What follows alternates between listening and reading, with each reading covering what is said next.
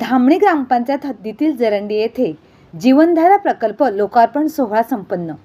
शहापूर तालुक्यातील धामणी ग्रामपंचायत अंतर्गत जरंडी, तळेखंड, गोलभण व धामणी परिसरासाठी जीवनधारा प्रकल्प अंतर्गत पाणी लोकार्पण सोहळा उत्साहात संपन्न झाला. Scorpio Marine Management India Limited आणि Rotary Club of Thane Green City यांच्या संयुक्त विद्यमाने हा उपक्रम राबवण्यात आला.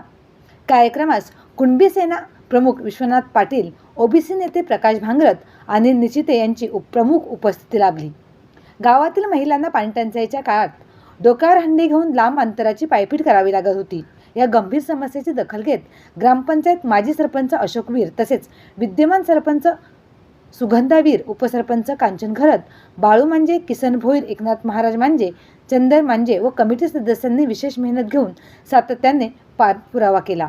त्यांच्या या प्रयत्नामुळे जीवनधारा प्रकल्प अंतर्गत सुरू करण्यात आलेली पाणी योजना पहिल्या टप्प्यात यशस्वी ठरली आहे. या योजनेमुळे ग्रामस्थांना मोठा दिलासा मिळाला असून महिलांची पाण्यासाठी होणारी दैनंदिन धावपळ मोठ्या प्रमाणात कमी होणार आहे. कार्यक्रमात उपस्थित मान्यवरांनी जलसंधारणाचे महत्त्व विशद करत पाणी बचतीचे आवाहन केले. जल है तो जीवन है, इसे बचाना हमारा कर्तव्य है असा संदेशही यावेळी देण्यात आला.